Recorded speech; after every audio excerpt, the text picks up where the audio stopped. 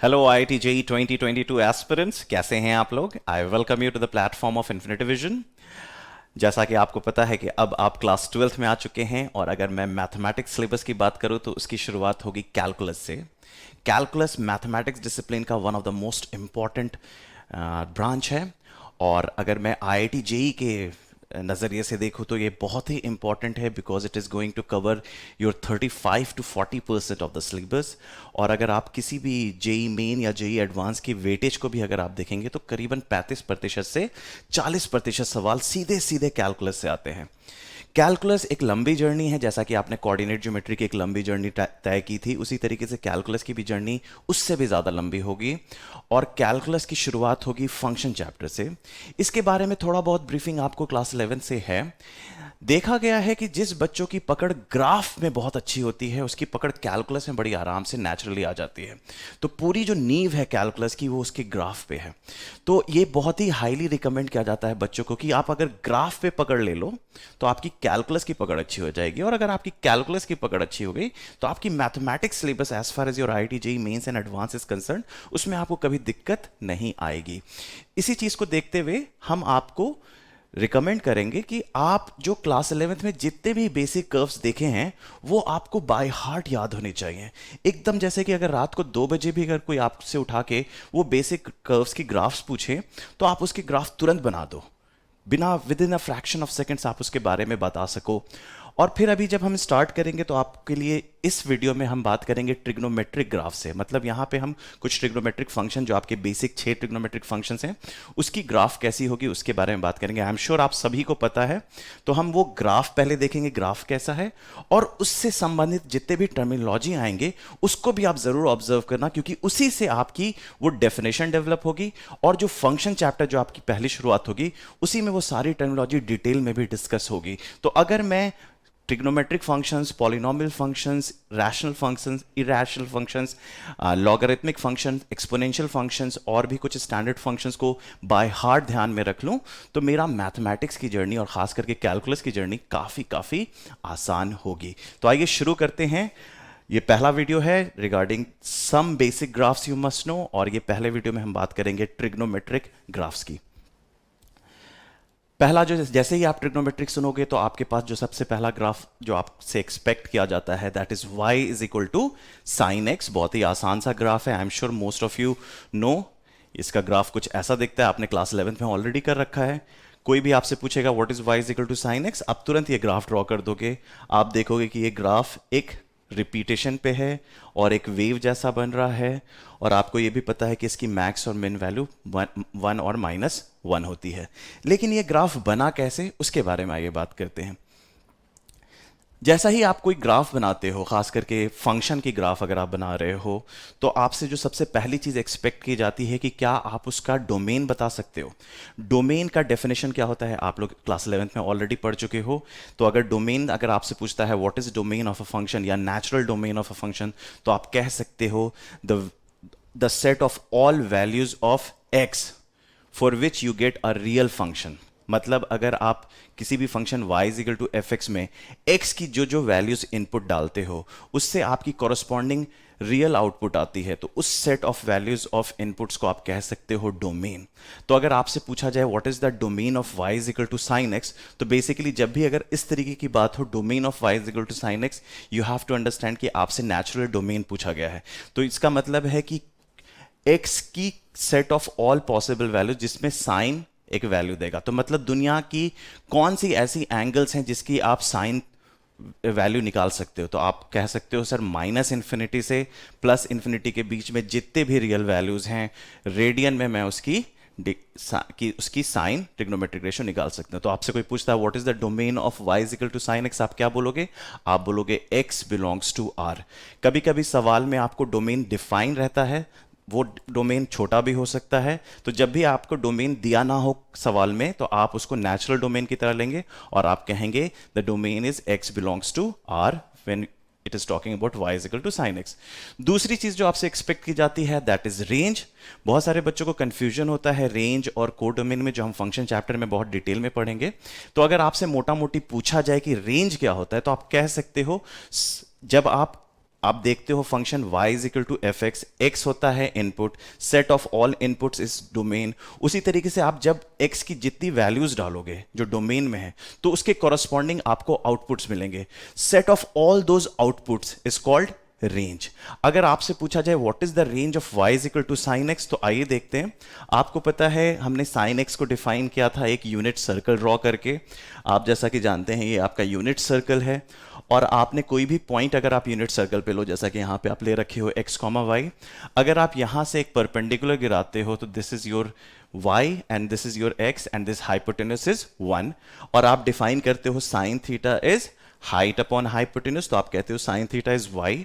और आप देख रहे हो फर्स्ट क्वाड्रेंट में जब आपका एंगल 0 से 90 डिग्री जा रहा है या 0 से π/2 जा रहा है, तो आपकी जो साइन वैल्यू है यहां पे आपकी ऑर्डिनेट क्या होती है 0, और यहां तक पहुंचते पहुंचते आपकी ऑर्डिनेट की वैल्यू क्या हो जाएगी 1। तो आप कह सकते हो 0 से 90 डिग्री तक साइन की वैल्यू होती है 0 से 1। फिर जैसे ही आप सेकेंड क्वाड्रेंट में पहुंचते हो, आपकी एंगल पहुंच गई है 90 से 180 के बीच में। आपको पता है again your sine theta is going to be y and which is going to be a positive value. लेकिन आप देख रहे हो जब आप यहां से यहां आ रहे हो तो आपकी जो ऑर्डिनेट है वो घटती जा रही है 1 से 0 की तरफ। तो आप कह सकते हो 90 से 180 तक फिर से साइकिल 1 से 0 की तरफ आ जाएगा। फिर उसके बाद जैसे ही आप थर्ड क्वाड्रेंट में पहुंचोगे, थर्ड क्वाड्रेंट में आप देखोगे कि एंगल पहुंच गया है 3 पाई से 3π/2, दैट इज 180 डिग्री से 270 डिग्री। तो आप देख रहे हो कि आपकी साइन थीटा जो ऑर्डिनेट है वो नेगेटिव हो गई है और साइन थीटा 0 से -1 की तरफ बढ़ चला है। और जैसे ही आप फोर्थ क्वाड्रेंट में पहुंचते हो, आपकी फिर से वैल्यू, आपकी जो एंगल है वो ऊपर की तरफ आ रही है, तो ऑर्डिनेट आपका ऊपर की तरफ आ रहा है, और आप देख सकते हो कि फिर से कहानी -1 से 0 की तरफ बढ़ चुकी है। तो ये पूरी कहानी एक साइकिल में रिपीट कर रही है। 0 से 90 डिग्री आपकी कहानी जा रही है 0 से 1, देन 90 से 180 आ रही है 1 से 0, 180 से 270 आ रही है 0 से -1, और फिर बढ़ रही है -1 से 0, और फिर उसके बाद साइकिल रिपीट कर रहा है। आपके पास आपसे एक और चीज पूछी जाती है, what is the period of a function. अगर आपसे कोई पूछता है period of a function formally, तो आप फॉर्मली डिफाइन कर सकते हैं इस तरीके से।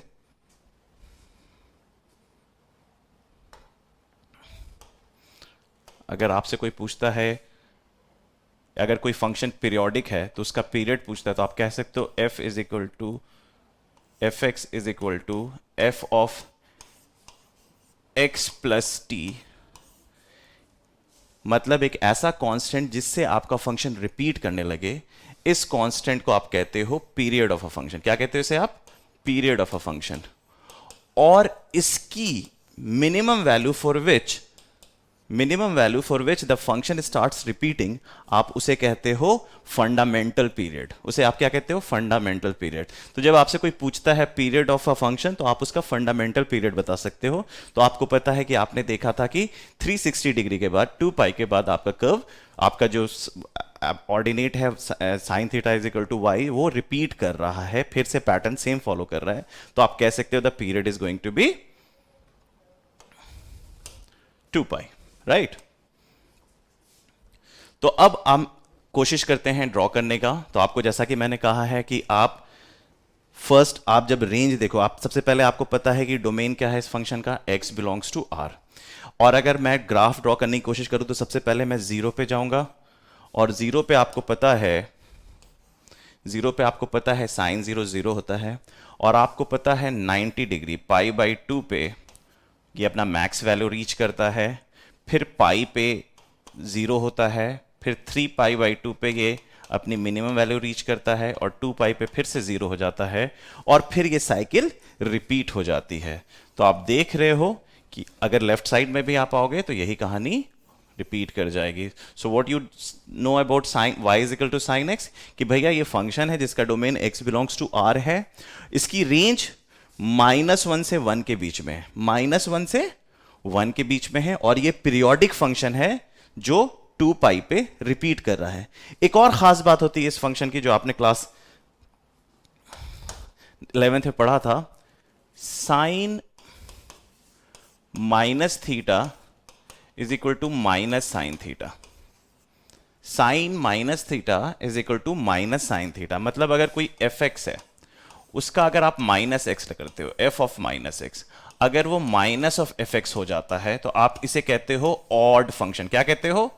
Odd function. ये बाय डेफिनेशन, अल्जेब्रिक डेफिनेशन, कि कब कोई फंक्शन ऑड होता है, जब f of minus x equals f x, तो आप कहते हो that function is odd function. तो मैं कह सकता हूं आपका जो साइन एक्स है that is also odd function. आइए दूसरा कर्व देखते हैं, y is equal to cos x. Again y is equal to cos x में आपको पता है, जैसा कि आपने उस वक्त सर्कल में देखा होगा, यूनिट सर्कल में हमने डिफाइन किया था, साइन थीटा वॉज y, तो कॉस थीटा क्या था? x। कॉस थीटा किस पे डिपेंड कर रहा था? एब्सिसा पे। और आपको पता है 0 डिग्री पे जो x की वैल्यू थी वो 1 थी, और वो 0 से 90 डिग्री में वो 1 से 0 हुआ, फिर 90 से 180 तक जाने तक वो फिर से 0 से -1 की तरफ गया, फिर वो 180 से 270 जाने में -1 से 0 की तरफ, और 0 से 1, और फिर 270 से 360 में 0 से 1 गया, और फिर वो साइकिल रिपीट की। तो आपको फिर से पता है कि इसका डोमेन और इसका रेंज ऑलमोस्ट एग्जैक्टली सेम है y is equal to sine x से। तो अगर आपसे कोई पूछता है कि what is y is equal to cos x, तो आप सीधे ये कह सकते हो this is the graph of y is equal to cos x. आप सीधे सीधे बता सकते हो कि भैया ये जो है ये π/2 है, क्योंकि 90 डिग्री पे ये 0 हो जाता है, और ये 3π/2 है क्योंकि अगेन 270 डिग्री पे ये 0 हो जाता है। और आप ये भी कह सकते हो जो इसकी जो मिनिमम पॉइंट आती है वो आती है पाई पे, और इसकी मैक्सिमम पॉइंट जो आती है वो 0 पे आती है। और आपको पता है साइकिल फिर से रिपीट कर जाएगी, साइकिल रिपीट करेगी तो ये ग्राफ रिपीट करना शुरू हो जाएगा। तो अगर आपसे पूछता है y is equal to cos x का डोमेन क्या होता है, तो आप क्या बोलोगे? x belongs to r। अगर आपसे कोई पूछता है y is equal to cos x का रेंज क्या होता है, तो आप बोलोगे -1 से 1। आपसे कोई पूछता है कि is it a periodic function, आप बोलोगे yes it is a periodic function. आपसे कोई पूछेगा इसकी पीरियड क्या है, तो आप बोलोगे 2π, क्योंकि 360 डिग्री के बाद साइकिल रिपीट कर रही है as far as y is equal to cos x is concern. फिर उससे आपसे पूछा जा सकता है कि ये फंक्शन ऑड है या इवन है। जैसा कि आपको पता है cos minus theta is cos theta, ये आपने क्लास 11 में ऑलरेडी पढ़ रखा है। तो अगर मैं इवन फंक्शन को डिफाइन करूं तो f of minus x is equal to F x. जब भी function f of minus x equals f x हो जाता है तो आप उसे कहते हो इवन फंक्शन। ये सब हम डिटेल में पढ़ेंगे जब हम फंक्शन चैप्टर पढ़ रहे होंगे कैलकुलस कोर्स में। तो इवन फंक्शन का ग्राफिकल मतलब क्या होता है? इवन फंक्शन का ग्राफिकल मतलब होता है कि it is symmetrical about y axis, मतलब जैसा वो राइट में होगा वैसा ही वो लेफ्ट में दिखेगा। तो आप देख सकते हो इट्स वेरी सिमेट्रिकल, जो चीज आप यहां पे देख रहे हो वही चीज आप यहां पे देख रहे हो, राइट। तो f of x equals f of minus x, तो आप कह सकते हो y is equal to cos x is an even function. तो अब तक हमने साइन एक्स और कॉस एक्स में क्या देखा? दोनों का डोमेन सेम है, that is x belongs to r। दोनों का रेंज भी सेम है, that is y is equal to -1 to 1। दोनों की पीरियड भी सेम है 2π। बट हमने ये देखा है कि एक ऑड फंक्शन है तो दूसरा इवन फंक्शन है। y is equal to sine x is odd function and y is equal to cos x is even function. अगर आपसे पूछता है व्हाट इज ऑड फंक्शन, तो आप कहोगे कोई भी फंक्शन जो f of minus x equals minus f x हो जाए तो हम उसे कहेंगे ऑड फंक्शन। और कोई आपसे पूछता है इवन फंक्शन, तो आप बोलोगे f of minus x equals f x, तो आप उसे कहोगे इवन फंक्शन। यहां तक की चीजें आपको पता है। डोमेन के बारे में भी आपको पता है। डोमेन क्या होता है? The set of values of x for which your y, for which you get your function as real valued, right? It's you are getting the real number. At the same time कोई आपसे पूछता है range क्या होता है, तो आप बोलोगे set of all possible output is called range, right? और आपने अभी तक y is equal to sin x और y is equal to cos x से रिलेटेड ये सारी टर्मिनोलॉजी को भी समझ लिया है। आगे बढ़ते हैं। y is equal to tan x. Now this is going to be an interesting function because आपने देखा कि y is equal to sin x कैसे बिहेव किया, आपने ये भी देखा y is equal to cos x कैसे बिहेव किया। Now this y is equal to tan x, that is sin x upon cos x. tan x क्या होता है? sin x upon cos x. Now ये फंक्शन में denominator आ गया है, और आपको मैथमेटिक्स में पता ही है कि जब भी कोई चीज डेनोमिनेटर में आती है तो वो सारी वैल्यूज हो सकती है सिवाय एक, क्या? वो जीरो नहीं हो सकती। तो जब आप देखोगे y is equal to tan x का जब आप ग्राफ बनाना शुरू करोगे तो जो सबसे बड़ा चैलेंज आप फेस करोगे वो ये कि भैया जब cos x जीरो हो जाए, sin x upon cos x, जब cos x जीरो हो जाए तो क्या करें, राइट? तो इसलिए आपको यहां पे ध्यान रखना होगा कि फिर से आपको डोमेन डिफाइन करना पड़ेगा। y is equal to tan x का डोमेन क्या होता है? तो जब आपसे कोई चर्चा करता है कि अच्छा बताओ y is equal to tan x का डोमेन क्या होता है, तो आप तुरंत बोल सकते हो x बिलोंग्स टू r, लेकिन वो बोलेंगे सर कुछ वैल्यूज पे तो डिफाइन नहीं है। वो कौन सी वैल्यूज है सर? जहां पे cos x जीरो हो जाता है, जहां पे cos x जीरो हो जाता है। और बताइए cos x सबसे पहले जीरो कब होता है? 90 डिग्री पे, cos 90 degree, cos pi by two is zero. फिर उसके बाद जीरो कब होता है sir? cos 270 degree, that is 3 pi by to. फिर जीरो कब होता है? 5 pi by to, 7 pi by to, 9 pi by to. तो आप एक पैटर्न देख रहे हो, पाई by two, 3 pi by two, 5 pi by to, 7 pi by to, 9 pi by to. Similarly आप लेफ्ट जाओगे तो minus pi by two, minus 3 pi by two, minus 5 pi by to. तो आप पैटर्न क्या देख रहे हो? आप देख रहे हो पाई बाई टू है, लेकिन उसके आगे एक नंबर देख रहे हो, कि इंटीजर देख रहे हो। वो इंटीजर क्या है? 1 3 5 7 9, minus 1, minus 3, minus 5, minus 7, minus 9। ये इंटीजर्स क्या है? ये ऑड इंटीजर्स है। क्या है ये? Odd integers. इसे आप कैसे रिप्रेजेंट करते हो? 2n plus 1 into pi by to, 2n plus 1 into pi by to. तो अगर आपसे कोई पूछता है डोमेन ऑफ tan x, तो आप बोलोगे x belongs to r minus 2n plus 1 into pi by two, where 2n plus 1 is a odd integer. अब आप देख सकते हो कि मैंने ये क्यों कहा, आपके सामने मैंने y is equal to cos x का ग्राफ रखा है, और आपको पता है pi by two, 3 pi by two, 5 pi by two, minus pi by two, minus 3 pi by two, minus 5 pi by two. इन सारे पॉइंट्स पे आपका cos x जीरो हो रहा है, जिसकी वजह से tan x नॉट डिफाइंड हो रहा है, राइट? तो आपसे कोई पूछता है what is the domain of tan x, आप बोलोगे x belongs to r minus 2n plus 1 into pi by 2, that is odd integral multiples of pi by 2। ध्यान रखिएगा, वो प्लस भी हो सकता है, माइनस भी हो सकता है। दूसरा सवाल जो आपको तंग करता है, that is range of y is equal to tan x। तो रेंज को समझने के लिए पहले आपको यह देखना होगा, मैं आपके लिए यूनिट सर्कल फिर से ले आया हूं। जब आप यूनिट सर्कल को गौर से देखोगे तो आपको पता है कि यहां पे your sine theta is y and cos theta is x, so your tan theta is going to be y upon x। अगर मैं इस पॉइंट की बात करूं, जब एंगल आपका जीरो है तो साइन थीटा जीरो है, तो आप कह सकते हो आपका tan थीटा इस पॉइंट पे जीरो है। फिर आप देखोगे जैसे जैसे आप एंगल बढ़ रहा है, आप देख रहे हो y बढ़ना शुरू हुआ और x घटना शुरू होगा। तो जैसे जैसे आप देखोगे 45 डिग्री पे दोनों बराबर हो गया है, दैट इज 1 की वैल्यू आ गई है। और 45 डिग्री पाई बाई 4 से जैसे आप आगे बढ़ोगे तो y की वैल्यू x से बढ़नी शुरू हो गई है, मतलब आपकी जो tan की वैल्यू है 1 से ज्यादा होने लगी है, और यहां तक पहुंचते पहुंचते काफी ज्यादा बढ़ती चली गई है। और जैसे 90 से पहले अगर आप कैलकुलेटर में भी उठा के देखो tan 89.9 डिग्री, तो आप देखोगे काफी बड़ा नंबर है। और tan 89.99 करोगे तो और बड़ा नंबर है, tan 89.999 करोगे तो और बड़ा नंबर है। तो आप देखोगे कि बहुत जल्दी बहुत ज्यादा वैल्यू शूट अप हो रही है as you are approaching 90 degree, but not exactly you are approaching, you are at 90 degree, you are just approaching. तो आप देख रहे हो आपकी tan की वैल्यू शूट अप कर रही है, और जैसे 90 डिग्री हुआ क्या हुआ? एरर हो गया, मतलब वो वैल्यू पॉसिबल नहीं है। लेकिन 89.99999 पे क्या हुआ? बहुत बड़ा वैल्यू। तो आप कह सकते हो 90 डिग्री पे आपकी tan x इंफिनिटी की तरफ अप्रोच करने लगती है, बट 90 डिग्री पे ये नॉट डिफाइंड हो जाती है, राइट?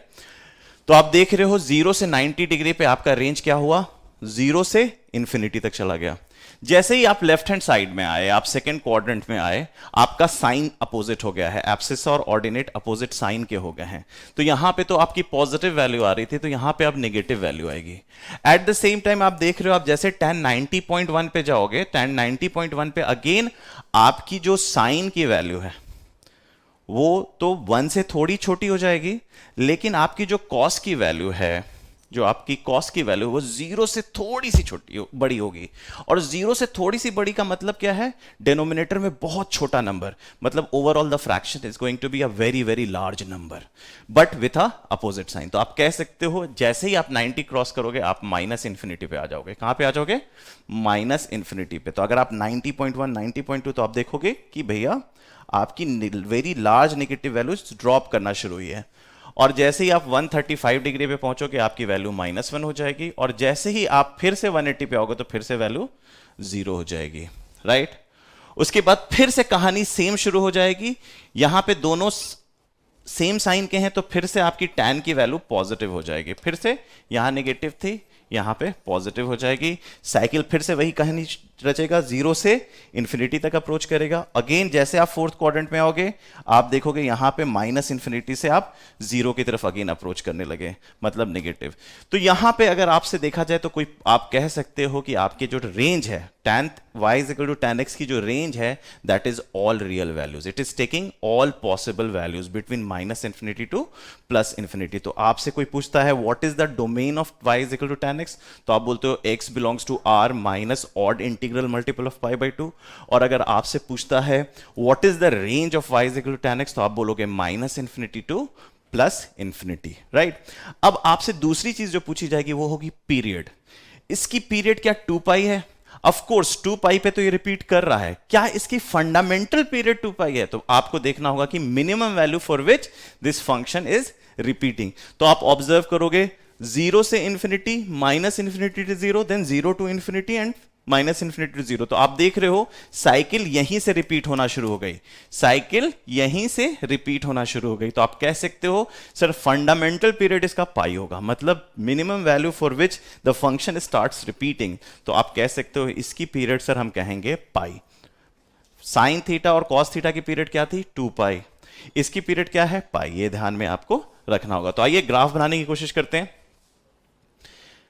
पीरियड हमने ऑलरेडी डिस्कस कर लिया है, period is going to be pi, right. आप देख सकते हो पीरियड में भी वही कहानी है, वही अप्रोच है, हमने ऑलरेडी डिस्कस कर लिया। एसिम्टोट क्या होता है? अगर आपको याद हो हमने क्लास 11th में एसिम्टोट की चर्चा 2-4 बार की थी जब हम ग्राफ बना रहे थे, खास करके y is equal to tan x के बनाए थे उस पर भी हमने चर्चा की थी। जब y is equal to 1/x भी बनाए थे तो भी हमने एसिम्टोट की चर्चा की थी। तो अगर मैं आप ग्राफ और आप हाइपरबोला भी पढ़ रहे थे तो आपने एसिम्टोट देखा था। तो एसिम्टोट को फॉर्मली हम कैलकुलस चैप्टर में पूरे डिटेल में पढ़ेंगे। अभी आप थोड़ी देर के लिए इतना जान जाइए कि अभी आप दो तरीके के एसिम्टोट से फैमिलियर हो सकते हैं। एक होता है वर्टिकल एसिम्टोट और एक होता है हॉरिजॉन्टल एसिम्टोट। वर्टिकल एसिम्टोट अगर आप आम चाल की भाषा में देखें तो वैल्यूज ऑफ x जिस पे आपकी y इंफिनिटी अप्रोच करने लगे या माइनस इंफिनिटी अप्रोच करे, तो आपकी ग्राफ सीधे शूट अप करने लगे या शूट डाउन करने लगे at particular value of x, जहां पे वो फंक्शन डिफाइन भी ना हो, तो आप उसे कहते हैं vertical asymptote. Similarly horizontal asymptote जब आपकी x की वैल्यू इंफिनिटी या माइनस इंफिनिटी अप्रोच करने लगती है तो आपकी y की वैल्यू किसी फिनाइट वैल्यू की तरफ बढ़ती है, तो आप कहते हो वो हॉरिजॉन्टल लाइन को इंफिनिटी पे टच करेगा, तो आप उसे कहते हो हॉरिजॉन्टल एसिम्टोट। घबराने की बात नहीं है, एसिम्टोट को हम पूरे डिटेल में पढ़ेंगे जब कैलकुलस में पहुंचेंगे काफी अच्छे से, ठीक है। तो आपसे कोई पूछता है asymptote of y is equal to tan x, तो अभी आपने देखा 90 डिग्री से पहले ग्राफ आपकी tan x इंफिनिटी की तरफ अप्रोच कर रही थी और 90 डिग्री पे नॉट डिफाइंड हो गई थी, और 90 डिग्री के आगे बढ़ने पे आप देख रहा था 19.1 है कि negative of very large number, या आप कह सकते हो वेरी स्मॉल रियल नंबर, है ना, आप जैसे कहना चाहो वो दोनों बात आपको समझ में आनी चाहिए कि हम कहना क्या चाह रहे हैं। तो आप देख रहे हो कि 90 अप्रोच करने में कहानी इंफिनिटी की तरफ जा रही है और 90.1 जाने में कहानी माइनस इंफिनिटी से आ रही है, तो मतलब 90 डिग्री पे आपका फंक्शन डिफाइंड नहीं है, तो आप कह सकते हो 90 डिग्री पे आपकी वर्टिकल एसिम्टोट बनेगी। दोबारा कब बनेगी? 270 डिग्री पे। तिबारा कब बनेगी? 450 डिग्री पे। मतलब odd integral multiples of pi by 2 पे आपकी वर्टिकल एसिम्टोट्स बनना शुरू होगी, वर्टिकल लाइंस बनना शुरू होगी। तो जब आप इसका ग्राफ बनाने की कोशिश करेंगे, y is equal to tan x आपके सामने है, पहले मैं इसके बारे में आपको बता देता हूं। आपको पता है कि आपका ग्राफ का डोमेन क्या है? All real values except odd integral multiple of pi by 2। तो ये सारे जो ब्लू लाइंस आप देख रहे हो, ये सारे वर्टिकल ब्लू लाइंस जो आप देख रहे हो, ये बेसिकली आपके वर्टिकल एसिम्टोट हैं, जहां पे आपका ग्राफ है ही नहीं, मतलब वहां पे आपके डोमेन का हिस्सा ही नहीं है ये पॉइंट। तो मैंने ये सारी लाइंस जो ब्लू लाइंस बनाई है दैट इज वर्टिकल एसिम्पटोट। उसके बाद आपको पता है कि 0 से 90 डिग्री के बीच में ग्राफ 0 से इंफिनिटी की तरफ जाता है, और फिर आपको पता है 90 से 180 डिग्री के बीच में ग्राफ माइनस इंफिनिटी से 0 की तरफ आता है, और 180 से 270 पे 0 से इंफिनिटी पे। तो आपको पता है कि पाई साइकिल पे ये कहानी रिपीट करने लगती है।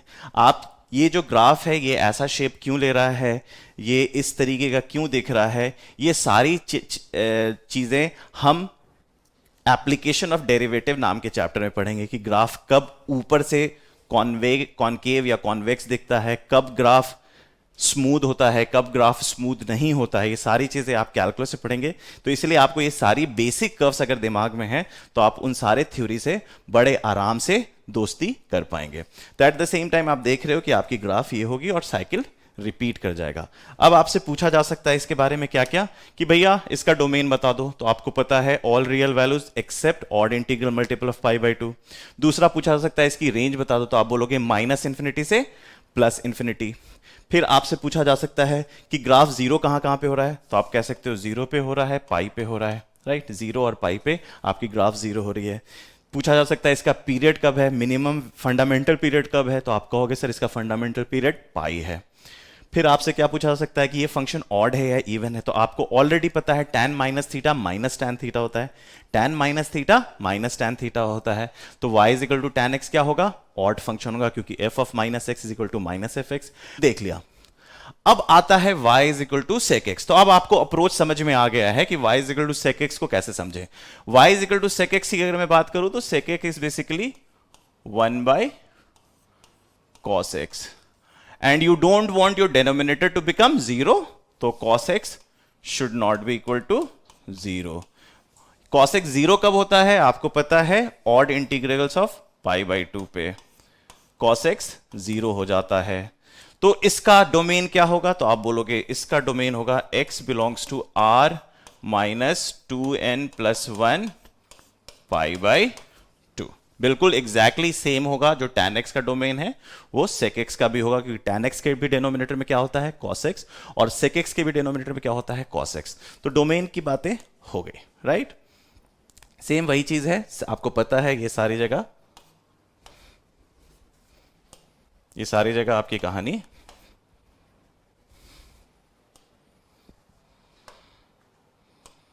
है ना। यहां पे देख रहे हो, ये देख रहे हो, तो ऑड इंटीग्रल मल्टीपल्स ऑफ π/2 है, तो आप कह सकते हो domain is x belongs to r minus odd integrals of π/2, exactly जो tan x का डोमेन था।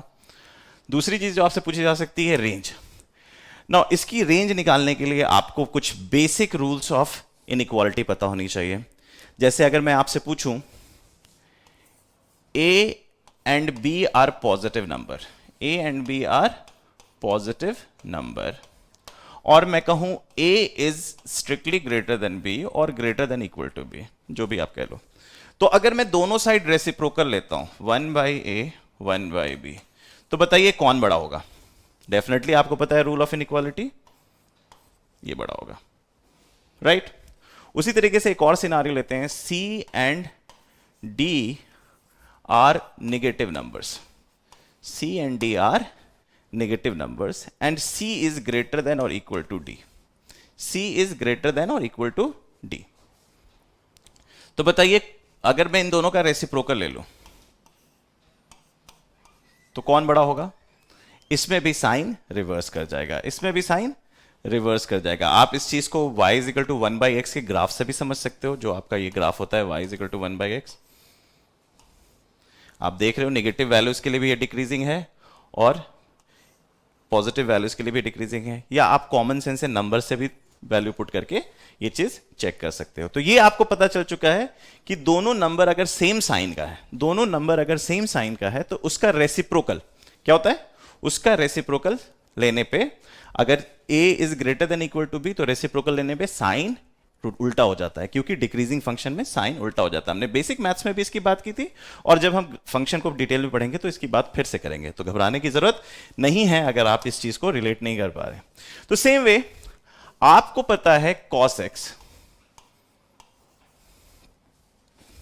अगर मैं cos x को केस 1 लूं जहां पे cos x पॉजिटिव है, केस 1 जहां cos x पॉजिटिव है, तो मतलब cos x कहां से कहां लाई करेगा, 0 से 1 के बीच में।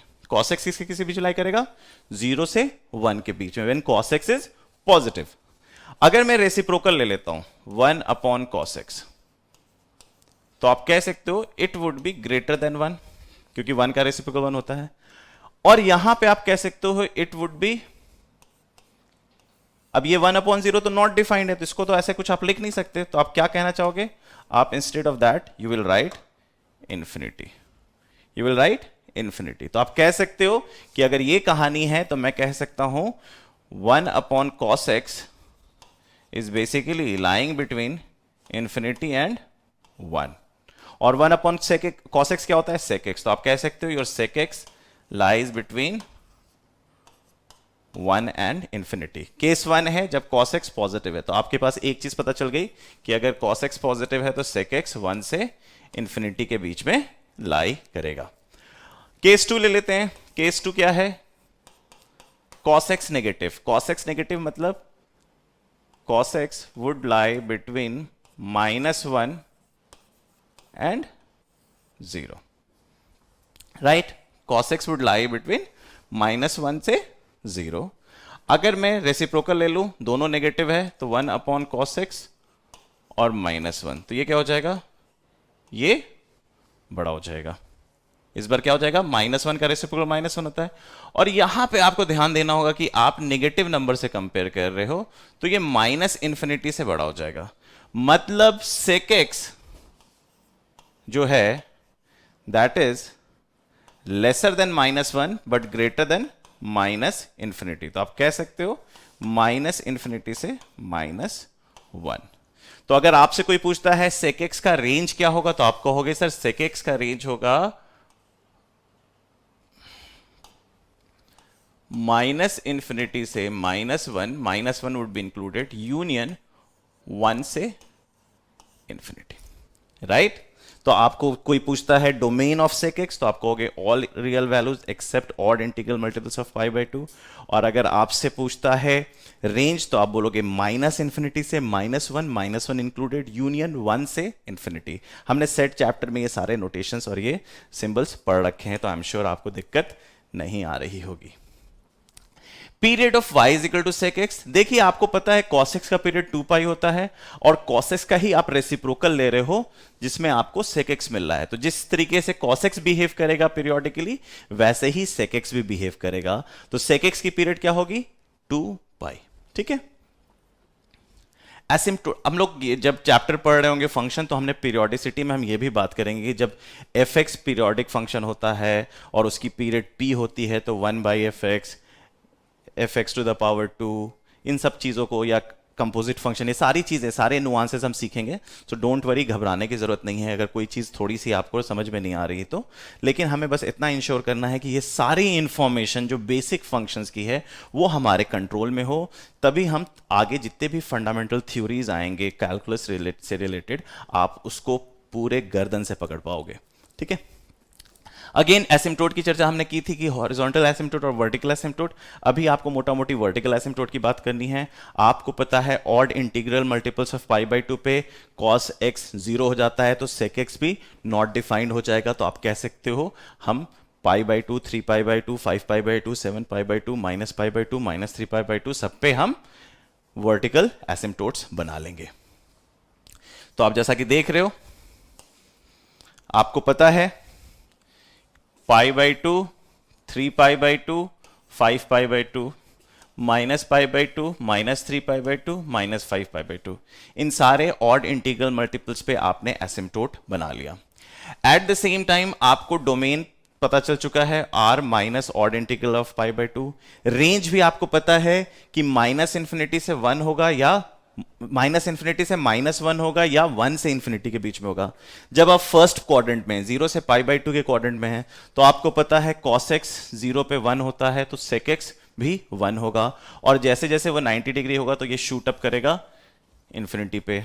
सेकेंड क्वाड्रेंट में cos x नेगेटिव होता है तो sec x भी नेगेटिव होगा और ये यहां से शूट अप करेगा माइनस इन्फिनिटी से, पाई पे आके फिर से वो -1 हो जाएगा और फिर से ये कहानी नीचे की तरफ आएगी, क्योंकि आपको पता है थर्ड क्वाड्रेंट में आपका जो कॉस है वो नेगेटिव होता है तो सेक भी नेगेटिव होगा। फोर्थ क्वाड्रेंट में आपको पता है आपका कॉस पॉजिटिव होता है तो सेक भी पॉजिटिव होगा। और 3π/2 पे वो 3π/2 से राइट आप जैसे जाओगे तो वो पॉजिटिव हो जाएगा, लेकिन वो आएगा प्लस इन्फिनिटी से शूट डाउन करता हुआ।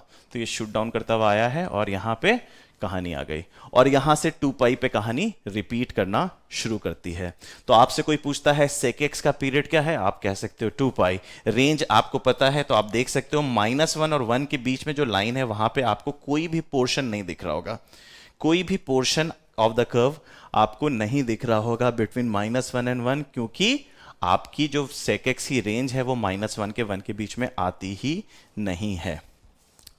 दूसरी चीज जो ध्यान देने वाली वो ये कि आपको पता है आपका जो cos x फंक्शन था वो एक इवन फंक्शन है। cos x क्या है, एक इवन फंक्शन है, तो sec x क्या होगा, sec x भी एक इवन फंक्शन होगा, क्योंकि sec of -x would be sec x। तो और इवन फंक्शन में आप क्या देखते हो, इवन फंक्शन में देखते हो उसकी जो ग्राफ होती है वो सिमेट्रिक होती है about what, about y axis. तो आप देख सकते हो ये पैराबोला जैसा कुछ दिख रहा है, बट ये पैराबोला नहीं है, it is being squeezed between these two एसिम्पटोट्स।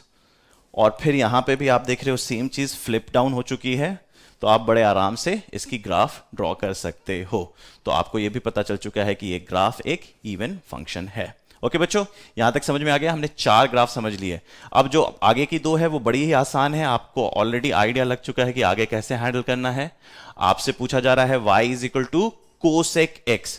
Now cosec x मतलब क्या होता है, 1/sin x। क्या होता है, 1/sin x। तो अगर आपसे पूछा जाए डोमेन, तो आपको यहां पे देखना होगा कि कहां कहां आपकी साइन की वैल्यू 0 होती है। तो आपको पता है आपका जो ऑर्डिनेट है वो 0 डिग्री 180 डिग्री पे 0 हो जाता है। तो आप देख सकते हो 0, 180 डिग्री, 360 डिग्री, 540 डिग्री। तो मतलब आप क्या देख रहे हो, 0, पाई, 2π, 3π, 4π, 5π, 6π, 7π और -π, -2π, -3π, -4π, -5π। तो मतलब क्या देख रहे हो, integral multiple of pi, 0, pi, 2π, -π, -2π। तो आप देख रहे हो इंटीग्रल मल्टीपल्स ऑफ पाई पे आपकी साइन की वैल्यू 0 हो जा रही है। तो आपसे पूछा जाएगा डोमेन, तो आप कहोगे all real values except integral multiples of pi. तो अगर आपसे कोई पूछता है what is the domain of cosec x, आप बोलोगे all real values except the integral multiples of pi. आपसे पूछा जा सकता है रेंज, तो आपको ऑलरेडी पता है कि रेसिप्रोकल लेने में क्या होता है, cos x जब -1 से 1 के बीच में था तो उसका रेसिप्रोकल -∞ से -1 यूनियन 1 से इन्फिनिटी था। सेम वे आपको यह भी पता है कि cosec x is nothing but 1/sin x, और आपको पता है sin x lies between -1 to 1। तो सेम लॉजिक से आप कह सकते हो cosec x would lie between -∞ से -1 यूनियन 1 से infinity. I am sure sec x में आपने लॉजिक समझ लिया था, तो इसमें भी आप सेम लॉजिक अप्लाई करके ये कह सकते हो। तीसरी चीज जो आपसे पूछी जाती है वो क्या पूछी जाती है, वो पूछी जाती है पीरियड। अब आपको पता है अभी आपने देखा था cos x का रेसिप्रोकल था sec x और पीरियड में कोई बदलाव नहीं आया था। सेम वे sin x का जो पीरियड, sin x का जो रेसिप्रोकल है वो cosec x है और sin x का जो फंडामेंटल पीरियड है वो 2π है। तो cosec x का भी जो फंडामेंटल पीरियड होगा वो क्या होगा, 2π, जिसका मतलब है हर 2π पे कहानी रिपीट करेगी। एसिम्पटोट अगेन आपने देखा कि जहां जहां पे आपकी x की वैल्यूज पे आपकी y अनडिफाइंड हो जाती है, +∞ या -∞ की तरफ शूट अप या शूट डाउन होने लगती है, तो आप उसे वर्टिकल एसिम्पटोट की तरफ कहते हैं। आम चाल की भाषा में कर रहे हैं, अभी हम फॉर्मली डिफाइन नहीं किए हैं, अभी हम समझने की कोशिश कर रहे हैं। तो y = cos x का जब मैं ग्राफ बनाऊंगा तो सबसे पहले मैं क्या करूंगा, सबसे पहले मैं सारे वर्टिकल एसिम्पटोट्स बनाऊंगा। तो मतलब वर्टिकल एसिम्पटोट्स कहां कहां मिलेंगे, जहां पे sin x 0 हो रहा है, और sin x कहां 0 हो रहा है, इंटीग्रल मल्टीपल्स ऑफ पाई पे। तो जैसे ही आप ग्राफ देखोगे तो आप देख सकते हो 0, पाई, 2π, -π, -2π। तो ये इंटीग्रल मल्टीपल्स ऑफ पाई पे हमने एसिम्पटोट बना दिया। दूसरी चीज आपको पता है कि इसकी जो डोमेन है वो all real values except the values where we have drawn vertical asymptote, that is odd, that is integral multiples of pi. उसके बाद आपको पता है कि इसका रेंज होता है माइनस इंफिनिटी से -1 यूनियन 1 से इंफिनिटी। फर्स्ट क्वाड्रेंट और सेकंड क्वाड्रेंट दोनों में आपके जो साइन थीटा है वो क्या होती है, पॉजिटिव होती है, तो कोसेक थीटा क्या होगी, वो भी पॉजिटिव होगी। तो आप देख सकते हो कहानी, साइन 0 होती है 0, तो 1 अपॉन साइन 0 होगी इंफिनिटी से आती हुई। तो आप देखोगे ये ग्राफ नीचे की तरफ शूट डाउन करेगा और 90 डिग्री पे ये अपना मिनिमम अप्रोच करेगा जहां पे वो उसकी वैल्यू 1 हो जाएगी, और जैसे ही 90 से 180 की तरफ फिर से बढ़ेगा, फिर से कहानी शूट अप करेगी, राइट। पाई पे इसको अपना दूसरा एसिम्पटोट मिलेगा, पहला एसिम्पटोट इसे 0 पे मिला तो दूसरा एसिम्पटोट इसे पाई पे मिलेगा, और थर्ड क्वाड्रेंट में जाते ही इसकी वैल्यू नेगेटिव हो जाएगी क्योंकि साइन थीटा नेगेटिव होता है थर्ड क्वाड्रेंट में, और आप देखोगे ये माइनस इंफिनिटी से आता हुआ दिखेगा, और फिर ये 270 डिग्री पे जाके -1 को हिट करेगा, यहां का ये इसका मैक्सिमम पॉइंट है।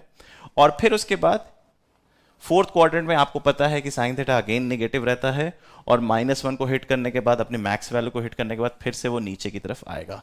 ये मिनिमम वैल्यू, मैक्सिमम वैल्यू, ये सारी टर्मिनोलॉजी आप डिफरेंशिएशन चैप्टर में, एप्लीकेशन ऑफ डेरिवेटिव में सीखेंगे, तो घबराने की जरूरत नहीं है। बस हमें ये पता होना चाहिए जो बेसिक ग्राफ्स हैं उसकी नॉलेज हमें है कि नहीं। जितनी स्ट्रांग पकड़ हमें बेसिक ग्राफ्स की होगी उतनी आसान आगे की जर्नी होगी। मैं बार बार ये बात कह रहा हूं, और बार बार मैं कह रहा हूं कि आपको रात को 2 बजे भी कोई उठा के ये बेसिक ग्राफ्स के ग्राफ बनाने को बोले, या इससे रिलेटेड डोमेन, रेंज, पीरियड ये सब पूछे, तो आप तुरंत बता दो, तो इसका मतलब है कि आप आईआईटी के जाने की आपकी जो प्रोबेबिलिटी है वो काफ़ी ज़्यादा बढ़ रही है।